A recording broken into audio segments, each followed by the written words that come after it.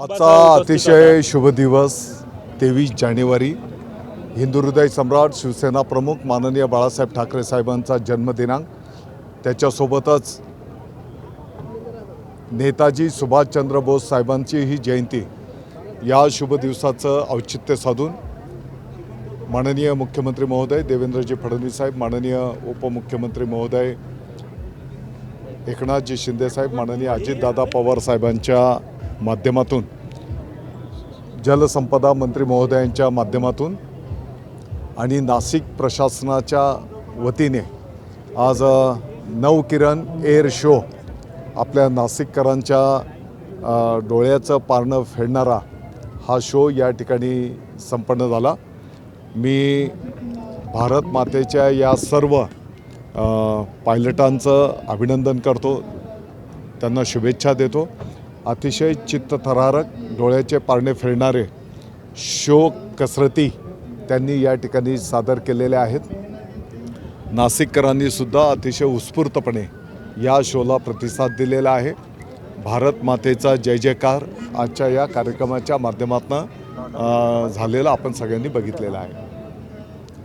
दादा, बदलापूरवर विद्यार्थिनीवर स्कूल व्हॅनमध्ये अत्याचार झालेले आहेत। आपण काय या संपूर्ण प्रकरणाची माहिती घेतली? आपला विभाग या संपूर्ण प्रकरणामध्ये कशा पद्धतीने लक्ष घालतो?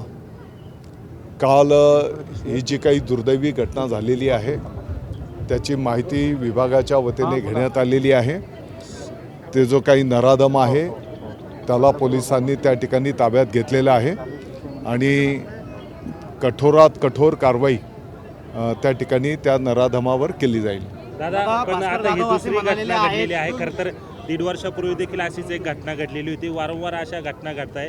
खरं तर या सगळ्या नाही, निश्चितपणे या अतिशय निषेधार्ह घटना आहेत आणि म्हणून पाठीमागच्याही काळामध्ये ज्या काही अशा दुर्दैवी घटना झालेल्या आणि म्हणून शासन पातळीवर आम्ही विनंती करतो आहोत की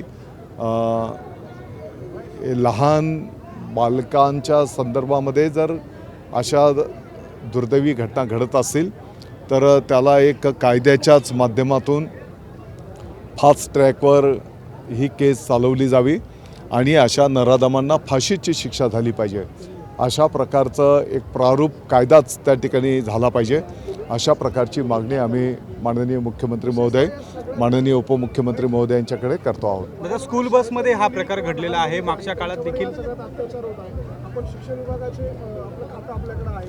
शाळकरी मुलींच्या बाबतीत या सगळ्याच्या संदर्भात काही वेगळं धोरण किंवा काही सुरक्षा वाढवण्याच्या संदर्भात शाळा पातळीवरती नाही, निश्चितपणे ऑलरेडी या संदर्भातले काही नियम आता स्कूल बसच्या संदर्भामध्ये त्या ठिकाणी विद्यार्थिनी असतील तर महिला एक तिथे व्यवस्थापक असलं पाहिजे।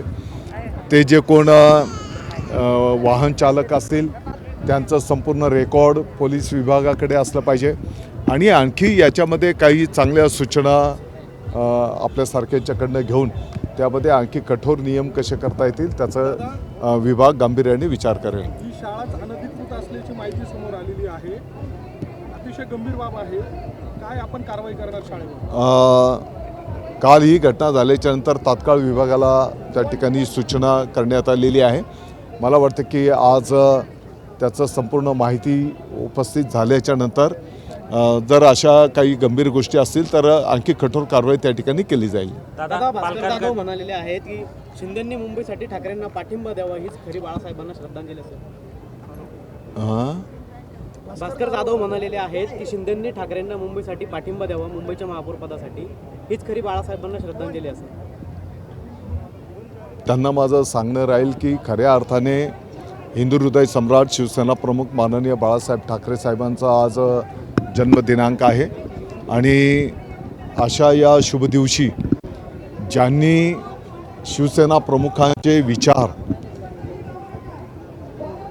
पुढे नेण्याचं काम माननीय एकनाथजी शिंदे साहेबांनी केलेलं आहे आणि म्हणून संपूर्ण महाराष्ट्राने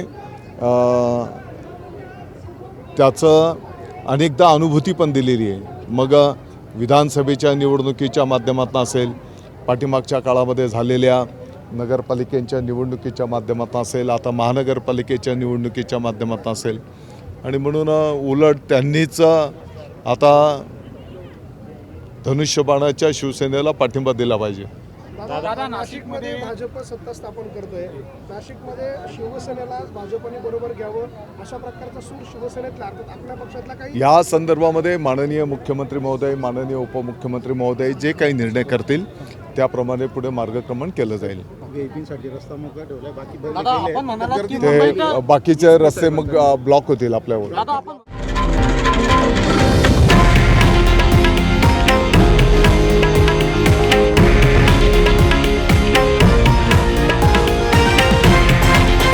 हे आहे देशातील नंबर 1 न्यूज नेटवर्क आणि आपण पाहत आहात TV9 मराठी, एकमेव.